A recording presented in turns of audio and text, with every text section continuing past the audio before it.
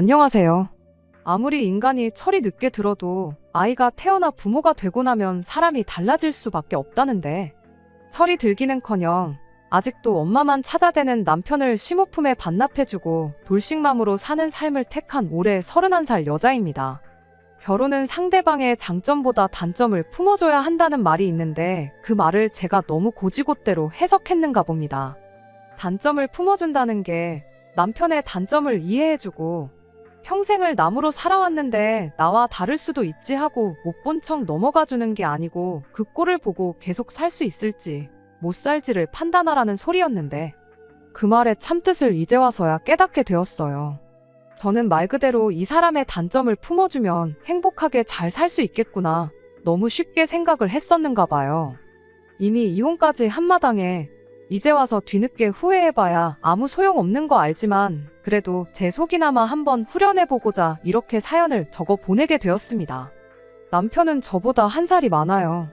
한두 살 차이야 사회생활 시작하면 친구나 다름없다 보니 애초에 남편에게서 어른스러운 모습을 기대한 적은 없었습니다. 저보다 5살 많은 저희 오빠도 아직도 로봇 나오는 만화 보고 장난감 사 모으고 그러는데도 멀쩡히 잘 살고 있거든요. 남편 또한 게임 좋아하고 매사에 진지한 사람은 아니었어요. 연애할 때부터 알고 있었지만 그래도 목표한 바가 있으면 꼭 이뤄내는 그런 사람이었습니다. 이를테면 뭐 언제까지 무슨 자격증을 따야겠다 그렇게 마음먹으면 진짜로 그때쯤 해서 자격증을 제 앞에 가지고 오는 그런 사람이었죠. 유흥 좋아하고 그러는 것보다야 게임이 오히려 건전한 취미라고 생각했고 남편이 그래도 할 때는 하는 사람이구나 하는 면도 있었기에 남편 나이 30, 제 나이 29 긴 연애 끝에 저희는 결혼을 하게 되었어요.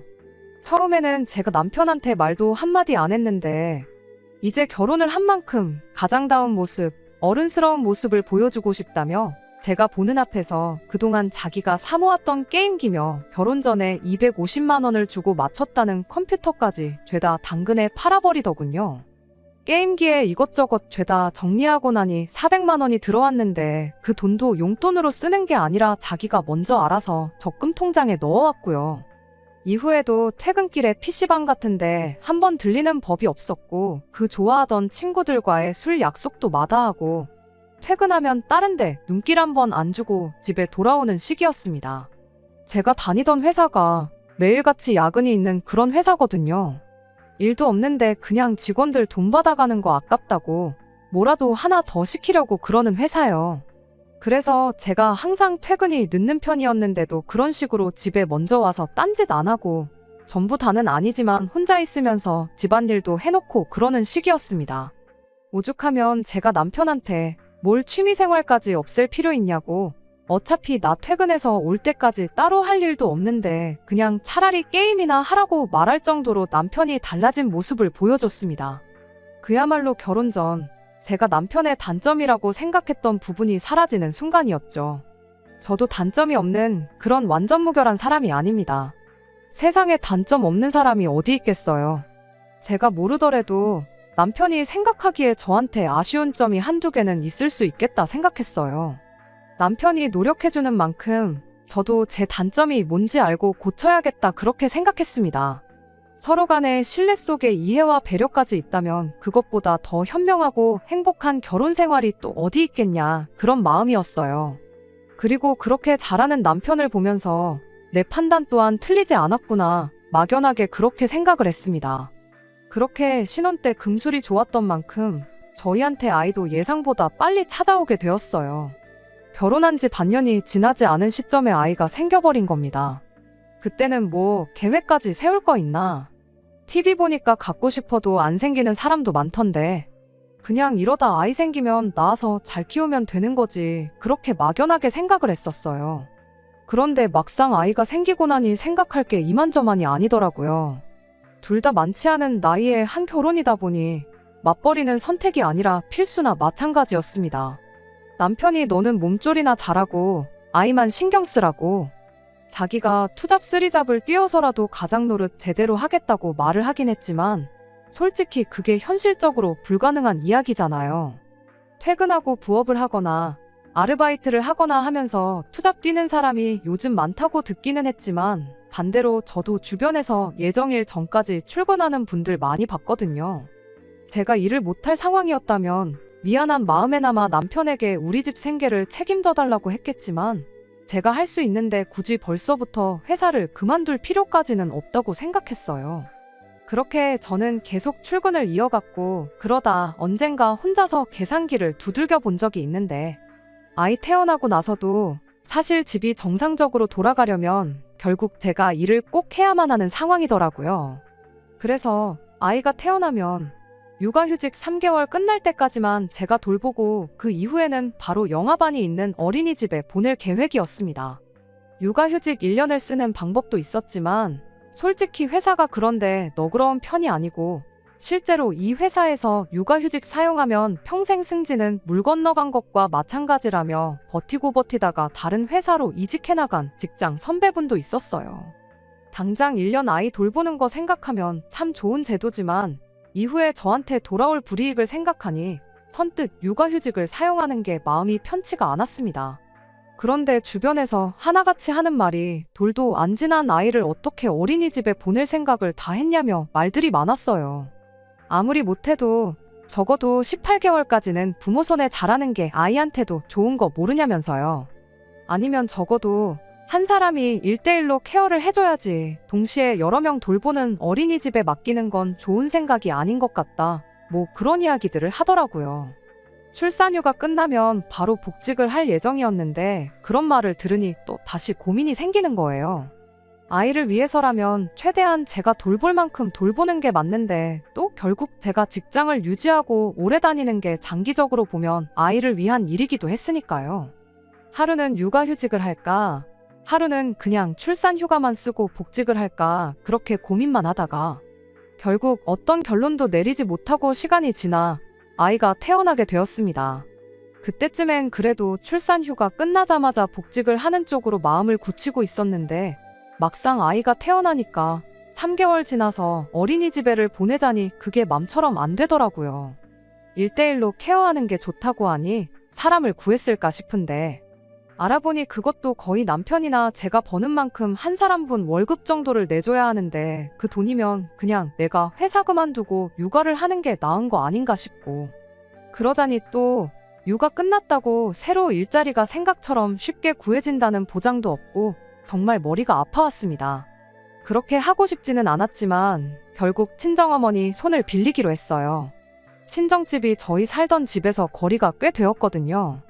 그래서 그 방법은 정말 최후의 최후까지 가서 택할 생각이었는데 결국엔 그 수 말고는 답이 없었습니다. 친정어머니께서는 오며 가며 거리가 너무 멀어서 힘들겠다고 난색을 표하셨어요. 하기야 아무리 지하철이 다닌다고 한들 한 번 갈아타고도 1시간이 더 넘게 걸리는 거리거든요. 왕복으로 치면 2시간인데 그런데 저희가 뭐 자가용이 있는 것도 아니라 출퇴근길에 오며 가며 아이를 내려주고 태우러 오고 그럴 상황도 아니었거든요. 그러다가 생각난 게 그럼 아예 친정어머니가 주중에는 우리 집에 머무시면서 아이를 봐주시면 되는 거 아닌가 그런 생각이 들었습니다. 친정어머니께서도 그렇게 하면 겸사겸사 저희 집안일도 도와주시고 남편 저녁밥도 챙겨주겠다고 좋다고 하셨어요. 말씀드렸다시피 저희 회사가 퇴근이 늦은 편이라 제가 집에 오면 항상 저녁 8시는 되었거든요. 저야 저녁 식사가 회사에서 따로 나왔다 보니 6시에 그거 먹고 일할 만큼 하다가 퇴근하는 시기였는데 그 덕에 남편은 항상 저녁을 혼자서 먹어야 했어요. 그런데 남편은 밥 혼자 먹는 건 궁상 맞아 보여서 싫다고 항상 끼니를 거르거나 아니면 간단하게 집에 오는 길에 햄버거 사가지고 와서 대충 때우는 시기였습니다. 원래도 게임하면서 먹기 편하다고 결혼 전에도 식사보다는 햄버거를 더 선호하는 편이었어요. 결혼하고 나서 가장으로서 책임감에 달라진 모습을 보여주긴 했지만 밥을 혼자 먹기 싫어하는 그 버릇만큼은 도무지 고쳐지지가 않았습니다. 암만 요즘 햄버거가 가장 가성비가 좋은 한 끼라고는 하지만 남편은 햄버거 하나만 먹으면 배가 안 부르다며 햄버거도 2개씩 사 먹고 그랬거든요. 그 덕에 매 끼니마다 10,000원에서 15,000원, 많게는 20,000원씩 나가는 게 솔직히 제 입장에선 조금 부담이 되는 건 사실이었습니다. 그렇다고 아침도 안 챙겨 먹는 인간한테 매달 햄버거 값으로 나가는 돈 2, 30만 원이 아깝다고 혼자 안 먹을 거면 차라리 밥을 굶어라 하고 할 수도 없는 노릇이었지요. 냉장고에 밑반찬이며 그런 게 없는 것도 아닌데 밥도 즉석밥 잔뜩 사다 놓았는데 그거 대충 차려서 챙겨 먹으면 참 좋으련만. 설령 끼니를 거르더라도 자기는 죽어도 혼자서는 밥을 먹지 않겠다는 그 고집을 도무지 꺾을 수 없던 게 문제였어요. 그나마 아이 태어나고 제가 출산 휴가와 육아휴직을 하는 동안은 같이 저녁 식사도 챙겨주고 그랬는데 제가 복직을 한다면 다시 원래대로 돌아올 거라는 건 안 봐도 뻔한 일이었습니다. 그런데 친정어머니께서 그런 남편 저녁까지 챙겨준다 하니 감사하기까지 할 지경이었죠. 하지만 한편으로는 마음이 쓰이기도 했어요. 저희 집에 머물게 되신다면야 오며 가며 교통비 얼마 굳기는 하겠지만 집안일도 도와주신다 하고 애까지 봐주시겠다는데 자식된 입장으로 맨입으로 그냥 넘어가기에는 도리가 아니다 싶었습니다.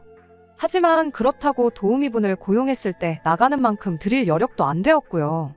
여력이 됐으면 친정어머니가 아니라 그냥 맘 편하게 사람을 썼을 테니까요. 그래서 제 나름대로 절충해서 그렇게 해주시면 매달 100만 원씩은 드리겠다고 했습니다. 친정어머니는 뭔 자식한테 돈을 받냐며 거절을 하셨지만 그거라도 드리지 않으면 내 마음이 너무 편하지 않을 것 같다고 저도 고집을 부려서 결국 매달 70만 원씩을 드리기로 했어요. 말이야 그 정도면 받으시겠다고 했지만 친정어머니가 그 돈을 받으셔도 언젠가 나중에 저한테 다시 돌려주실 수도 있겠다는 생각도 들었습니다. 아무튼 그렇게 친정어머니와 이야기 다 끝내고 나서 그날 퇴근에 돌아온 남편한테 이 일을 이야기했어요. 그런데 남편은 돈 얼마 드리기로 했다는 이야기도 꺼내기 전에 아주 질색을 하면서 장모님하고 같이 살라는 게 무슨 소리냐고 절대로 그러기 싫다고 고집을 부리더라고요. 자기 퇴근하고 나서 제가 퇴근할 때까지 거의 2-3시간 차이가 나는데 친정어머니 그러니까 장모님하고 어떻게 단 둘이 있겠냐는 겁니다. 왜냐고 물었더니 저보고 입장 바꿔 한번 생각해보래요. 너는 우리 엄마랑 단둘이 2시간 집에서 있으라고 하면 있을 수 있겠냐면서.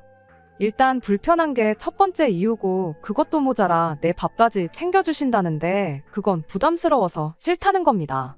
어떤 게 문제인지 이해는 갔지만 달리 뾰족한 수도 없으면서 전후 사정은 생각도 안 하고 무작정 싫다고만 하니 아주 답도 안 나왔어요.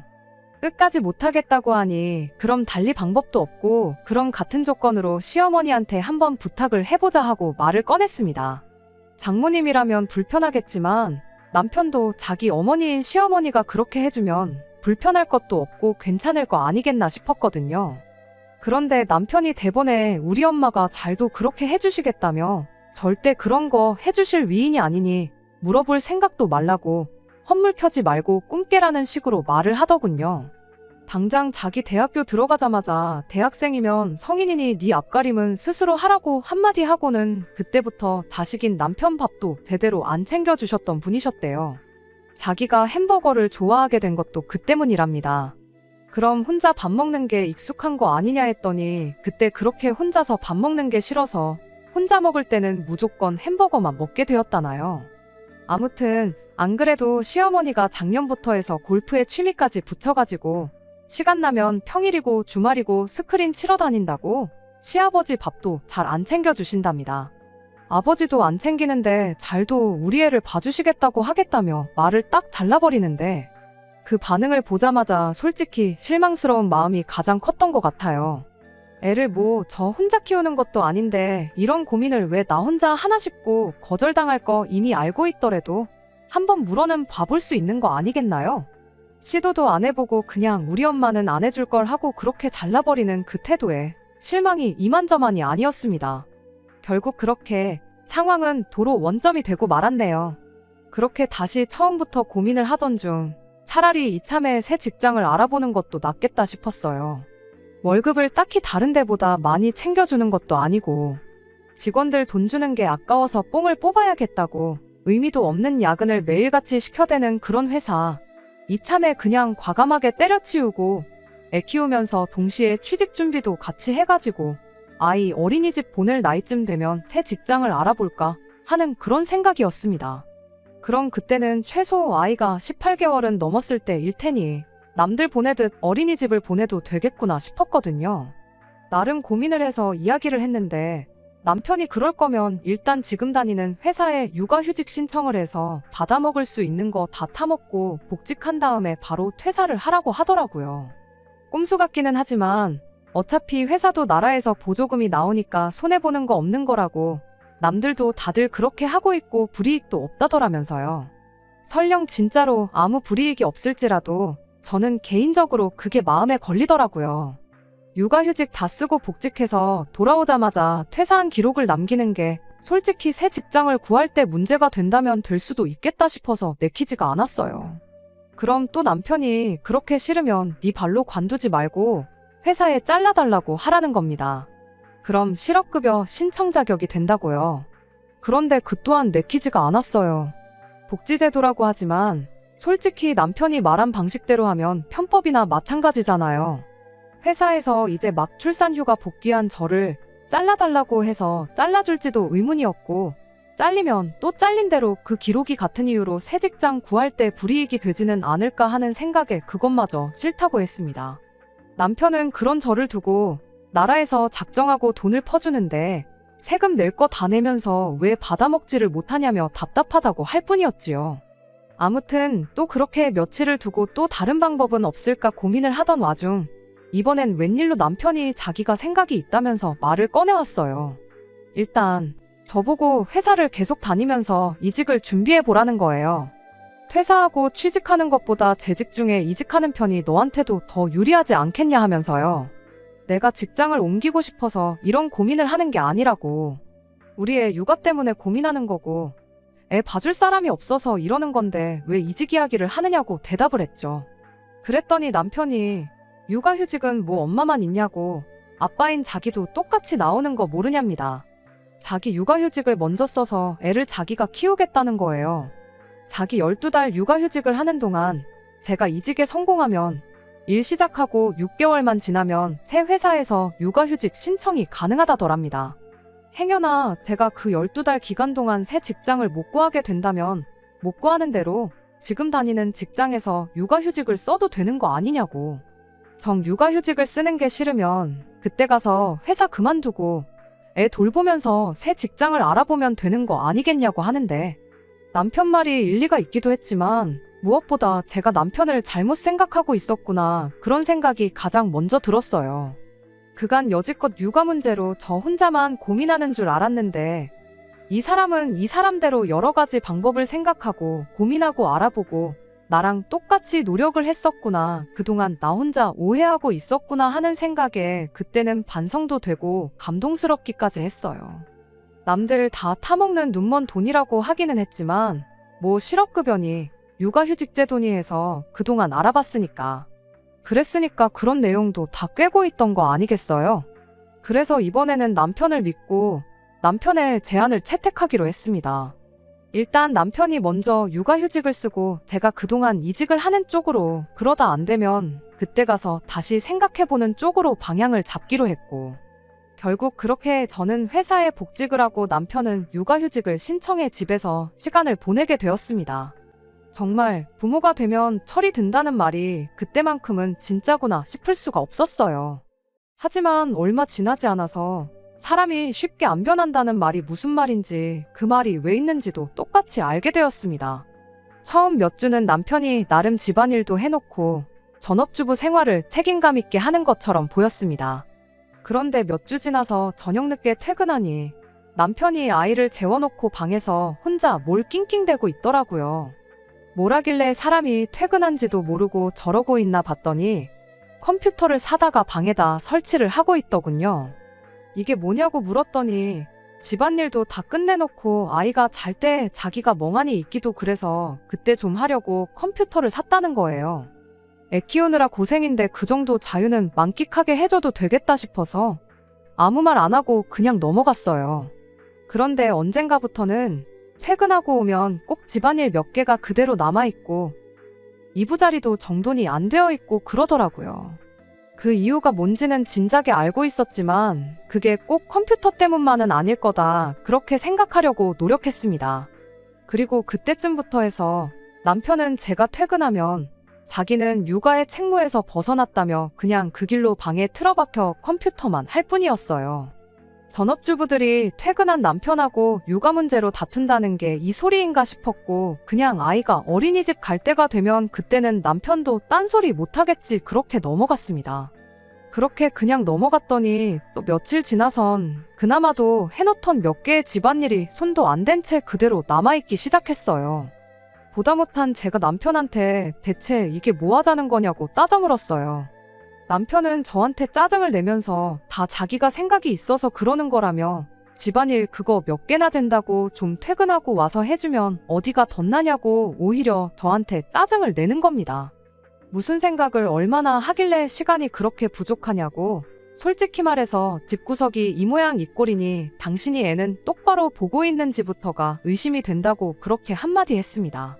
그랬더니 남편이 지금 자기를 못 믿는 거냐면서 아주 눈알이 뒤집혀서 입에 개거품을 무는 거예요. 엄마 아빠 싸우는 건 또 아는지 애가 울기 시작해서 결국 아무 결론도 짓지 못하고 흐지부지 끝나게 되었습니다. 자기가 다 계획이 있고 생각이 있어서 그러는 거라 했던 그 말이 무슨 말인지 알게 되는 건 물어보지 않아도 그날로부터 며칠이 지나서 자연스럽게 알게 되었어요. 퇴근하고 집에 문 열고 들어오니 웬일로 집도 좀 정돈되어 있고 음식하는 냄새도 나고 그러더라고요. 이제 남편이 정신 차렸나 했더니 주방에서 난데없이 남편이 아니라 시어머니가 튀어나오는 겁니다. 골프 치러 다니느라 바쁘실 분이 여긴 어쩐 일인가 싶었는데 그제서야 주섬주섬 남편이 방에서 그 무거운 몸을 이끌고 기어나오더라고요. 머리는 아주 떡이 져가지고 아침에 입고 있던 옷 그대로 입고 있는 꼴을 보아하니 씻지도 않고 방에 틀어박혀 있었구나 싶었어요. 이게 무슨 상황인지 묻기도 전에 시어머니가 먼저 입을 열더군요. 아들한테 이야기 들었다고 너 니네 엄마 이 집에 살게 하면서 애 봐주게 할 생각이었다지? 하면서 엄마를 집에까지 들여서 부려먹겠다는데 맨입으로 부려먹을 건 아니었을 테고 애 봐주는 거 내가 대신 할 테니 달에 200만 원씩만 달라고 하는 겁니다. 누가 들으면 나한테 돈을 맡겨놓은 줄 알겠다 싶을 정도로 당당하게 말이죠. 그러면서 한다는 소리가 몇 달 바짝 벌어가지고 그 돈으로 골프나 치러 다니겠다 하는데 어이가 없어서 친정어머니한테 아이 돌봐달라고 부탁한 것도 맞고 그동안 이 집에서 지내시기로 한 것도 맞지만 돈은 매달 70만 원씩 드리기로 했다고 말을 했어요. 시어머니는 거짓말하지 말라며 제 말을 안 믿는 눈치였습니다. 어디서 시어머니를 속일 생각을 하냐고 세상에 누가 그 돈 받고 애를 봐주겠다 하고 그 돈 주고 애를 봐달라고 할 생각을 하겠냐면서 가족끼리 그 사이가 가까울수록 돈 관련된 건 확실하게 해야 한다는 소리를 하더군요. 200만 원도 사람 쓰는 거보다 싸게 해주는 거라고 생색을 내는데 참 할 말이 없어서 그냥 그 길로 남편 끌고 방으로 들어가서 이게 무슨 상황인지 설명이나 좀 해보라고 했습니다. 그러자 남편은 장모님한테 70만 원을 드리기로 했던 그게 중요한 게 아니라면서 자기의 장대한 계획을 저한테 털어놓더라고요. 자기가 게임 유튜버가 되겠답니다. 자기가 그동안 집에 있으면서 보니까 유튜버 하는 사람들 게임하면서 말 몇 마디 떠들고 돈은 웬만한 월급쟁이들의 몇 배씩을 벌어간다나요. 좋아하는 일 하면서 돈도 벌고 집에 있어도 되니까 애도 키우고 그야말로 지금 우리 상황에 이것보다 좋은 게 없다는 거예요. 그런데 그러기 위해선 당장 구독자도 모아야 하고 게임도 해야 되고 그러니 애를 볼 시간이 없을 것 같아 시어머니를 집에 모셔온 거랍니다. 당장은 없는 상황에 돈 들이는 게 아깝다고 생각이 들지는 모르겠지만 이게 잘만 풀리면 시어머니한테 200만 원을 줘도 많이 주는 게 아니라는 거예요. 어이가 없어서 네가 뭐 프로게이머들처럼 게임을 남들보다 월등히 잘하는 것도 아니고 그렇다고 방송하는 사람들처럼 입담이 좋은 것도 아닌데 잘도 누가 네 방송을 보겠다고 쓸데없는 소리 하지 말라고 했습니다. 그랬더니 남편이 지금이 아니면 기회가 없다고 하는 거예요. 자기가 육아휴직 알아보면서 알게 된 건데 원래 여자들은 육아휴직 풀로 땡겨서 퇴직금까지 조금 더 받고 복귀하자마자 퇴사하는 게 정석이고 남자들은 육아휴직 내고 그동안 딴 일 할 걸 알아보는 게 정석이라나요. 남들도 다 육아휴직하면서 이직 준비하고 사업 준비하고 그러는데 따지고 보면 자기도 자기만의 사업을 준비하는 거라 마찬가지라는 겁니다. 자기도 무조건 유튜버가 된다고 해서 잘 되는 게 아니라는 걸 안다고 그래도 혹시 모르지 않냐면서 이번 기회에 한번 해보는 거라고. 안 되면 육아휴직 끝나고 복직하면 되는 거다. 돌아갈 직장이 있는데 무슨 걱정이냐고 헛소리를 떠드는데 100번 양보해서 그건 그렇다 쳐도 이런 일을 나랑 한마디 상의도 없이 정한 것도 그 와중에 시어머니를 집에까지 모시고 온 것도 좀 아니지 않냐고 물었어요. 우리 형편에 매달 200씩 드리는 게 감당이나 되겠냐고. 친정어머니가 해주시기로 했던 대로 다시 70만 원으로 한번 부탁드려보라고. 그리고 2달의 시간을 줄 테니 그 2달 내로 유튜버가 되던 방송을 하던 단돈 10원이라도 벌어오지 못하면 그 길로 그만두고 시어머니도 돌려보내고 약속한 대로 육아에 전념해달라고 그렇게 이야기했습니다. 그런데 남편이 저한테 괜히 울 엄마한테 200만 원씩 주자니 아까워서 거짓말하는 거 누가 모를 줄 아냐고. 저보고 치사하게 굴지 말라더라고요. 어이가 없어서 그럼 시어머니 말고 다시 친정어머니한테 부탁드려야겠다고 했습니다. 그랬더니 그때랑 지금이랑 또 상황이 다르지 않냐면서 그건 죽어도 싫다는 거 아니겠어요? 그때야 자기가 출근을 했으니 장모님하고 마주쳐봐야 하루 몇 시간이었는데 이제는 하루 종일 같이 있어야 되는 거 아니냐는 거예요. 결국엔 또 친정어머니가 불편해서 싫다는 소리였죠. 나도 시어머니가 불편해서 싫은데 돈까지 더 드려야 한다니 그건 더 싫다고 단호하게 한마디 했어요. 무엇보다 당신이 애 키우겠다고 해서 내가 복직하고 당신이 육아휴직을 냈던 거 아니냐고 계속 그렇게 싫다고만 할 거면 유튜버고 나발이고 하지 말고 그냥 하기로 했던 대로 집에서 애나 똑바로 보라고 했습니다. 그런데 저희 대화 내용을 시어머니가 방문에 귀를 대고 다 듣고 있었나 봐요. 벼랑간 시어머니가 문을 벌컥 열고 들어오더니 너는 마누라가 돼서 남편이 하겠다는데 무조건 안 된다고만 하고 있냐고 저한테 버럭 언성을 높이더라고요. 내조라는 말도 못 들어봤냐고. 열심히 해보라고 응원은 못 해줄 망정. 이제 시작하는 애한테 무조건 안 된다고만 하고 있느냐고 하면서요. 그래서 제가 시어머니한테 한마디 했어요. 이 사람이 집에서 애 키우고 돈은 내가 나가서 벌어오는데 내조는 무슨 내조냐고. 이 사람이 쓸데없이 집안 재산지 엄마한테 퍼줄 생각 안 하고 얌전히 애나 보는 게 진짜 내조 아니겠냐고 그렇게 한마디 했어요. 그랬더니 이젠 남편이 자기는 육아휴직 중이니까 매달 돈 들어오는 게 있지 않냐는 소리를 하더라고요. 그래서 남편한테도 한마디 해줬어요. 그러니까 그 돈을 지금 네 엄마한테 다 준다고 하는 거지 않냐고. 그럼 월 수입이 없는 건데 내가 쓸데없는 걸로 스트레스 안 받게 더더욱 내조를 해야 하는 거 아니냐고 했죠. 그랬더니 아무 말대꾸도 못하고 가만히 있더라고요. 말문이 막힌 아들 모습이 안타까웠는지 시어머니가 그럼 돈을 안 받고 애를 봐주겠다는 말을 꺼내왔어요. 당신은 당신 아들의 성공에 확신이 있다며 그러니까 나중에 아들이 성공해서 돈 벌어오면 그때 이자까지 포함해서 10달치 애 봐준 돈 3천만 원을 받아가시겠답니다. 그 와중에 10달치 이자로 1,000만 원을 더 가져가겠다고 계산한 게 참 대단했어요. 어차피 저는 남편이 안 될 거라는데 확신이 있었다 보니 그렇게 하자고 했죠. 2천만 원에 1,000만 원이라니 터무니없는 계산이긴 했지만 말인즉슨 남편이 그 돈을 못 벌면 땡전 한 푼 안 받고 애를 봐주는 거나 마찬가지였으니까요. 그냥 제 생각대로 한두 달 해보다가 자기도 안 되는 거 알면 포기하겠지 그런 생각이었습니다. 시어머니까지 해서 대판 싸우기는 했어도 당장 이혼까지는 생각 안 했어요. 부부싸움 한 번 했다고 해서 이혼하면 세상에 남아있는 부부가 몇이나 되겠나 싶었고 시간 지나면 좀 해결이 되겠거니 그런 생각이었는데 그런데 그게 아니라 시간이 지나니 상황이 더 악화가 되었거든요. 결국 이혼이라는 마지막 방법을 택할 수밖에 없었습니다. 시어머니가 제가 꼴보기 싫었던 건지 뭔지는 모르지만 항상 제가 퇴근할 때쯤엔 알아서 먼저 집에 돌아가곤 했어요. 몇 시까지 계셨는지는 모르지만 남편 말에 의하면 저 오기 직전까지 계셨다고 하고 저 돌아올 때쯤엔 남편도 게임 안 하고 아이를 돌보고 있었으니 문제될 건 없다고 생각했습니다. 그러다가 제 사소한 실수 때문에 모든 진실을 알게 되었어요.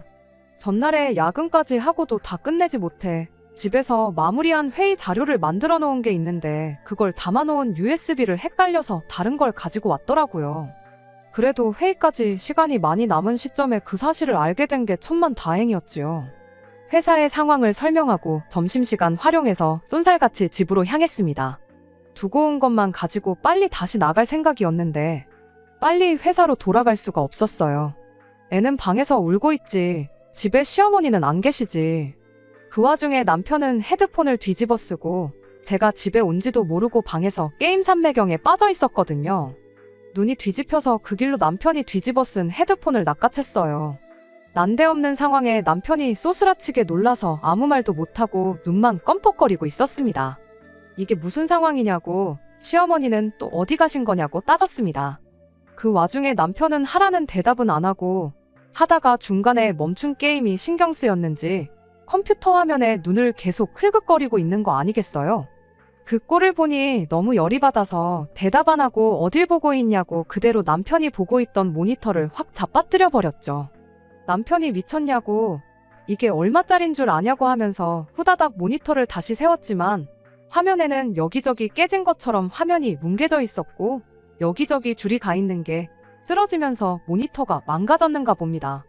그 상황에 그게 얼마짜리건 중요했겠나요?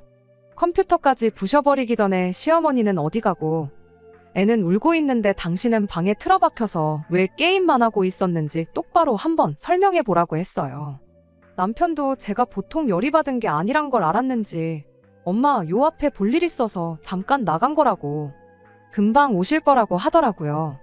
제가 빨리 회사에 돌아가 봐야 하는 상황이었지만 시어머니가 진짜 근처에 계셔서 아무 때고 올 수 있는 건지 두 눈으로 확인을 하기 전까진 돌아갈 수가 없었어요. 남편 시켜서 시어머니한테 전화를 몇 번 걸었지만 시어머니는 전화를 받지 않았고요. 시어머니한테서 전화가 다시 걸려온 건 그로부터 1시간이 더 지나서였습니다. 남편이 제가 집에 와 있다는 사실도 말하기 전에 시어머니가 먼저 남편한테 이렇게 말했어요. 오늘 게임이 너무 잘 돼서 돈 따가지고 오는 길이라고 아들 점심으로 뭐 먹고 싶으냐고요. 당시 상황을 전혀 모르던 시어머니였다 보니 어디 있었는지 그 상황에 전부 자백을 하는 거나 마찬가지였습니다. 시어머니는 애보다 말고 지인분이 부른다고 해서 스크린을 치러 다녀온 거였죠. 남편이 이젠 그 어떤 변명도 안 먹히겠다 싶었는지 그 길로 시어머니한테 제가 지금 집에 와 있으니 빨리 오시라는 말만 하고 전화를 끊더군요. 남편한테 하고 싶은 말이 참 많았지만 시어머니가 올 때까지 기다렸어요. 아마 남편도 그 시간이 가장 힘들었을 겁니다. 한 30분 정도 지났나 그제서야 시어머니가 집에 후다닥 들어왔어요. 솔직히 거기서 시어머니가 먼저 사과라도 해왔다면 그냥 저도 그만했었을 수도 있어요. 하지만 시어머니는 사과 대신 저한테 성질을 부리는 쪽을 선택하셨습니다. 집에 들어오자마자 제 탓부터 하는 거예요. 돈 안 받고 애 봐주고 있으면 이 정도 자유시간은 가져도 되는 거 아니겠냐면서요. 말인즉슨 준다고 했던 적도 없던 그 200만 원을 줬으면 당신이 책임감을 갖고 중간에 자리 비우는 일 없이 애 보는데 집중을 했을 거랍니다. 돈도 안 받고 힘들고 스트레스 받는 와중에 기분 좀 풀러 잠깐 다녀온 걸 가지고 뭐라고 한다고 뻔뻔하게 나오는데 시어머니 말이 끝나기 무섭게 남편도 제 탓을 하기 시작하는 거 아니겠어요?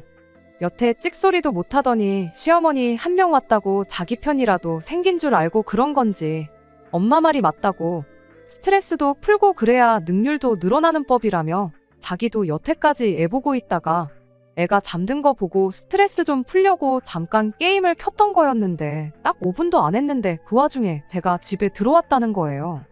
진짜로 사과만 한마디 했다면 저도 그냥 들으려니 넘어갔을 수도 있는 일을 애써 키우고 있는데 저도 더는 못 참겠더라고요.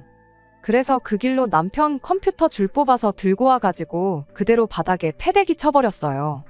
그걸로도 화가 안 풀려서 유리가 와장창 깨진 컴퓨터를 다시 번쩍 들어다가 그 길로 창밖으로 던져버렸습니다. 남편한테 모처럼 맞는 말 했다고 사람이 스트레스도 풀고 그래야 된다는 게 무슨 말인지 알겠다고 아주 다 속이 후련하다고 했죠. 혹시나 해서 덧붙이지만 저희 집 1층이에요. 던질 때도 밖에 아무도 없는 거 확인하고 던졌습니다. 아무튼 그 사단이 나니 시어머니가 이게 뭐 하는 짓이냐고 빼액 소리를 질러대고 있고 남편도 박살난 자기 컴퓨터 어떻게 살려보겠다고 신발도 똑바로 안 신고 그대로 화단으로 뛰쳐나가대요. 이미 박살이 나서 흙투성이가 된 컴퓨터를 들고 남편이 들어오자마자 마지막으로 한마디 했어요. 어머님이 스크린을 치러 가든 저 멀리 지방에 필드를 다녀오던 이 사람이 애만 똑바로 보고 있었으면 나도 아무 말 안 했을 거다 하고요. 다른 사람 애도 아니고 당신 애고 어머님 손자라고 책임감을 갖지는 못할 망정 당장 자기 노는데 급급한 사람들을 몰라보고 애를 맡긴 내 잘못이라고. 애는 내가 알아서 어떻게든 키울 테니 당장 이혼해달라고 했습니다. 그제서야 성질만 내던 시어머니도 제정신이 돌아온 건지 암만 남편이 게임 좀 했기로서니 이혼까지 하자는 거냐고, 애한테 무슨 일이 있던 것도 아닌데 좋게 좋게 넘어가면 어떻겠느냐고 중재를 섰지만 이미 저는 마음을 굳힌 상태였고 그 어떤 말도 통하지 않았습니다. 게임하는 게 뭐 나쁜 게 아니에요. 말씀드렸다시피 쓸데없는데 돈 쓰고 밖에서 도는 것보다 훨씬 건전하고 좋은 취미라고 생각하는 사람입니다. 제가 남편 게임을 못하게 한 것도 아니잖아요. 괜히 자기가 시키지도 않았는데 죄다 당근에 팔아치워 놓고는 그걸 나 때문에 그런 거라는 것도 어이가 없고, 지 자식까지 신경이 안 쓰일 만큼 좋아하는 거면 나랑 이혼하고 실컷 하면 되는 거 아니냐고. 그리고 어머님도 아들 도로 데려가서 애 키워주는 값으로 200만 원씩 받으시라고 했어요. 우리 애 양육권을 넘기겠다는 게 아니라 어머님 아들이 아직도 정신 못 차리고 몸땡이만 큰 애나 마찬가지인 것 같은데 이참에 제대로 어른 한번 만들어주라고요. 남편도 그제서야 너 혼자 어떻게 애를 키울 거냐며 당장 육아휴직도 못 쓰는데 가당키나 하겠냐며 한 소리를 하대요. 내가 어디 빌어먹고 사는 한이 있어도 니네 엄마를 우리의 할머니로, 너를 우리의 아빠로 해서 키울 생각 없으니 그 부분은 걱정 말라고 강하게 한마디 했습니다. 그리고 그냥 그 길로 회사에 전화해서 상황 설명하고 회의 자료는 이메일로 보내줄 테니 알아서 하라 말하고 짐 챙겨서 애 데리고 친정으로 향했어요. 딱히 저를 붙잡지도 않는 걸로 봐서 저러다 화 풀리면 말겠지 그렇게 생각을 했는가 본데 덕분에 이혼하는 게 어렵지도 않았습니다. 그 와중에도 남편은 유튜버의 꿈을 접고 싶지 않았는지 망가진 컴퓨터 고쳐다가 육아휴직 남은 기간 꽉꽉 채워서 남은 8개월을 전부 게임하는데 쏟아부었나 봐요. 그리고 얼마 전 복직해서 회사 나가고 있다는 소식을 들었습니다. 그 꼴을 보니 정말 제가 사람 잘못 본 건 한참 잘못 본 거지만 이혼하길 참 잘했다는 생각밖에 안 들었네요. 지금 와서 생각해보면 아마 자기도 저렇게 자제 못하고 저러는 걸 알아서 어떻게 한번 고쳐보겠다고 결혼하자마자 컴퓨터며 게임기며 다 팔아버렸던 건지도 모르겠어요. 저는 그것도 모르고 그걸 이 사람이 할 때는 하는 사람이구나 하고 착각했던 거고요. 그냥 궁금해서 얼마 전에 남편이 회사까지 그만둘 결심으로 시작했다는 남편 유튜브에 들어가 봤어요. 구독자가 12명 있더라고요. 보나마나 그 12명 중 2명은 시어머니랑 시아버지겠구나 싶었습니다. 그 와중에 자기도 처음부터 안 될 거란 걸 알았는지 영상도 몇 개 올리고 말았더라고요. 영상마다 시어머니가 우리 아들 화이팅 하고 써놓은 댓글들을 보니 참, 저 시어머니가 아들 식사는 안 챙겨줬을지라도 자식 사람만큼은 대단하신 분이다 싶었네요. 그리고 그 사랑하는 아들, 엄마 품에 돌려줬으니 아마 저를 원망하는 게 아니라 고마워하지 않겠나 그런 생각이 들어요. 아이는 친정에 맡기고 일을 하려고 했는데 저도 막상 친정어머니한테 고작 70만 원 드리고 애 봐달라고 부탁하자니 마음이 그래서 그냥 죽이 되든 밥이 되든 제가 키우기로 결심을 했어요. 회사는 남편과 이혼하자마자 그만뒀어요. 밤 8시까지 일해야 하면 아이 어린이집 보낼 때가 돼도 친정어머니 도움이 필요할 것 같아서 일단 죽이 되든 밥이 되든 혼자 힘으로 아이 키우면서 새 직장도 알아보려고요. 힘든 길이 되겠지만 제가 선택한 길이니 후회 없게 열심히 살아볼 생각입니다. 끝까지 들어주셔서 감사합니다. 오늘의 사연은 여기까지입니다. 구독과 좋아요, 알람 설정 부탁드리고 더 좋은 사연으로 다시 찾아뵙겠습니다. 감사합니다.